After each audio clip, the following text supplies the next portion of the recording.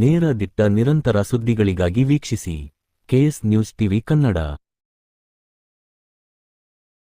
ವಿಜಯನಗರ ಜಿಲ್ಲಾ ಕೂಡ್ಲಿಗಿ ತಾಲೂಕು ಬಡೇಲಡಕು ಗ್ರಾಮದಲ್ಲಿ ದಿನಾಂಕ ಆಗಸ್ಟ್ 20, 2025 ರಂದು ಸರ್ಕಾರ ಒಳ ಮೀಸಲಾತಿ ಜಾರಿಯಾಗಿರುವ ಸುದ್ದಿ ತಿಳಿದು ಬಡೇಲಡಕು ಗ್ರಾಮದ ಮಾದಿಗ ಸಮಾಜದ ಡಿಎಸ್ಎಸ್ ತಾಲೂಕು ಮುಖಂಡರಾದ ಎಚ್. ದುರುಗೇಶ್ ಹಾಗೂ ಡಿಎಸ್ಎಸ್ ಮುಖಂಡರಾದ ವೆಂಕಟೇಶ್ ಸತ್ಯಪ್ಪ, ಗ್ರಾಮ ಪಂಚಾಯಿತಿ ಸದಸ್ಯರಾದ ಹನುಮಂತಪ್ಪ, ಗಿಡ್ಡಪ್ಪ, ನಿಂಗಪ್ಪ ಹಾಗೂ ಗ್ರಾಮ ಸಂಚಾಲಕರಾದ ದುರ್ಗಾರಾಜ್, ಮೂರ್ತೆಪ್ಪ, ಓಂನಾಥ, ನಾಗಪ್ಪ, ಕುಮಾರ್, ಸತ್ಯಪ್ಪ, ನಾಗರಾಜ್ ಸೇರಿದಂತೆ ಕೇರಿಯ ಮುಖಂಡರು ಹಾಗೂ ದಲಿತ ಸಂಘಟನೆಯ ಎಲ್ಲಾ ಪದಾಧಿಕಾರಿಗಳು, ಯುವಕರು ಸೇರಿ ಬಹಳ ಸಂತೋಷದಿಂದ ಪಟಾಕಿ ಸಿಡಿಸಿ ಆಚರಿಸಲಾಯಿತು. ವರದಿ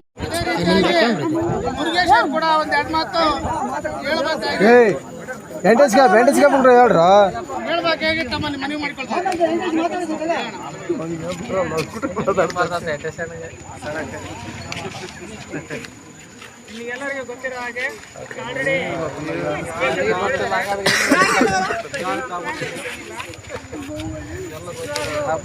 ಭಾರತಕ್ಕೆ ಪ್ರಥಮ ಬಾರಿಗೆ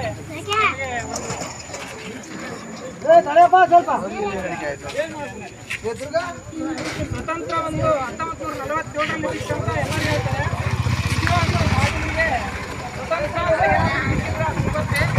ಯಾಕಂದ್ರೆ ನೇರವಾಗಿ ಯಾವುದೇ ಮೀಸಲಾತಿಯನ್ನು ಹೆಸರಿತ್ತು ಅಷ್ಟು ಮೀಸಲಾತಿ ನೇರವಾಗಿ ಕೂಡ ಸಿಕ್ಕಿದ್ದಿಲ್ಲ.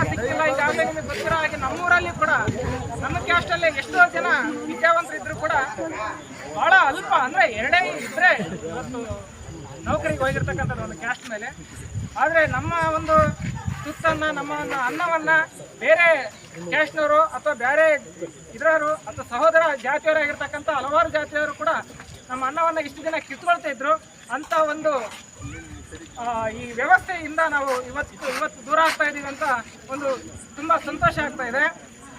ಮತ್ತು ಅಷ್ಟೇ ಅಲ್ಲದೆ ನಿಮಗಿದು ತಿಳಿದಿರಲಿ, ಇದು ನಮಗೆ ತೃಪ್ತಿಕರವಾಗಿರ್ತಕ್ಕಂಥ ನಿರ್ಣಯ ಏನೂ ಅಲ್ಲ. ಆ್ಯಕ್ಚುಲಿ ಹೇಳಕ್ಕಂದ್ರೆ ನಾವು ಆಂಜನೇಯರವರು ಆ್ಯಕ್ಚುಲಿ 8% ಪ್ರಥಮರಿಗೆ ಅಷ್ಟು ಪ್ರಾರಂಭ ಆಗಿದ್ದು. ಕೊನೆಗೆ ನಾಗಮೋಹನ್ ದಾಸರವರ ಒಂದು ಇದರಲ್ಲಿ ವರದಿ ಒಂದು ವಿಚಾರಕ್ಕೆ ಬಂದಾಗ ಅವರು 7%ಗೆ ತೃಪ್ತರಾಗಿದ್ದರು.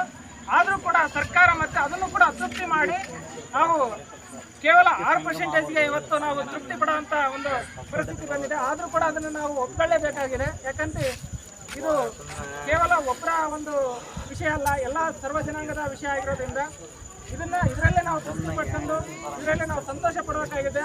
ಇದರಲ್ಲೇನು ಕಡಿಮೆ ಏನಿಲ್ಲ, ನಮಗೆ ಬರಬೇಕಾಗಿರ್ತಕ್ಕಂಥ ಪಾಲು ನಮಗೆ ಸಿಕ್ಕಿದೆ ಅಂತಂದು ನಾವೆಲ್ಲ ಅನ್ಕೋಬೇಕು. ಇಲ್ಲಿವರೆಗೆ ಏನು ನೀವು ಎಜುಕೇಷನ್ ಪಡೆದಿದ್ದೀರಿ ಅಥವಾ ರಾಜಕೀಯವಾಗಿ ಮುಂದುವರೆದಿರೋ ಗೊತ್ತಿಲ್ಲ. ಇನ್ನು ಮುಂದೆ ನಿಮ್ಮ ರಾಜಕೀಯ ಜೀವನಕ್ಕೆ ಅಥವಾ ಎಜುಕೇಷನ್ಗೆ ಅಥವಾ ಯಾವುದೇ ಒಂದು ಆರ್ಥಿಕವಾಗಿ, ಸಾಮಾಜಿಕವಾಗಿ ಅಥವಾ ಸರ್ಕಾರದ ನೌಕರಿ ಆಗಲಿ ಅಥವಾ ಯಾವುದೇ ಒಂದು ಉದ್ಯೋಗ ವಿಚಾರವಾಗಲಿ ಎಲ್ಲದರಲ್ಲೂ ಕೂಡ ನಿಮಗೆ ಹೆಚ್ಚಾಗಲಿದೆ ಅಂತ ಹೇಳಕ್ಕೆ ಇಷ್ಟಪಡ್ತೀನಿ.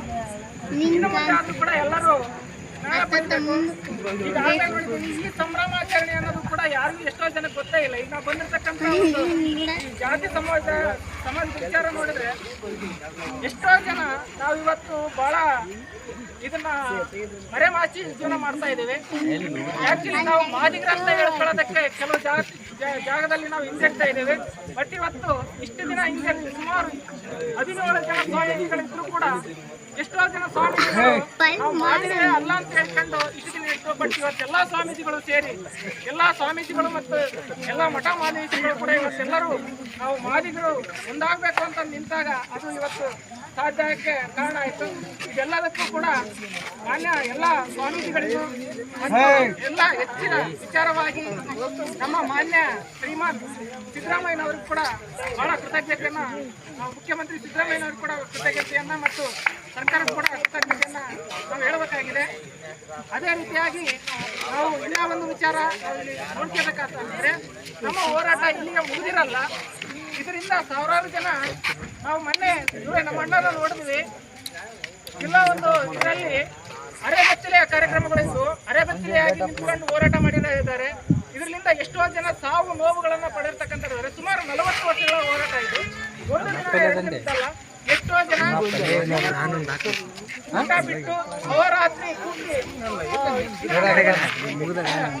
ಜನ ಈ ಹೋರಾಟದಲ್ಲಿ ಸತ್ತಿರಂತದ್ದು ಕೂಡ ಘಟನೆಗಳನ್ನು ನಾವು ಕಾಣಬಹುದು.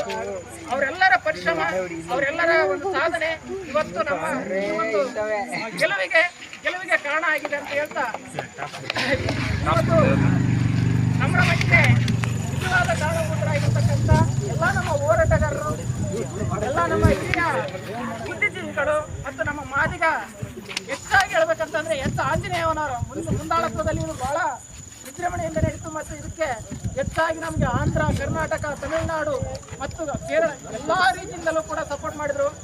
ಅವರೆಲ್ಲರಿಗೂ ಕೂಡ ಎಲ್ಲ ಹೋರಾಟಗಾರರಿಗೂ, ಮಾದಿಗ ದಂಡರ ಹೋರಾಟಗಾರರಿಗೂ ಮತ್ತು ಎಲ್ಲ DSS ಸಂಘದವರಿಗೂ ಹಾಗೂ ಅಂಬೇಡ್ಕರ್ ಸಂಘದವರಿಗೂ ಮತ್ತು ಎಲ್ಲ ನಮ್ಮ ಮಾದಿಗ ಸಂಬಂಧಪಟ್ಟಿರ್ತಕ್ಕಂಥ ಎಲ್ಲ ಜಾತಿ ಉಪಜಾತಿಗಳ ಸಂಘಟನಾಕಾರ ಹೋರಾಟಗಾರರಿಗೂ ಕೂಡ ಈ ಮೂಲಕವಾಗಿ ನಾವು ಅವರಿಗೆ ಕೃತಜ್ಞತೆಯನ್ನು ಸಲ್ಲಿಸುತ್ತಾ ನನ್ನ ಎರಡು ಮಾತುಗಳನ್ನು ಮುಗಿಸ್ತೇನೆ.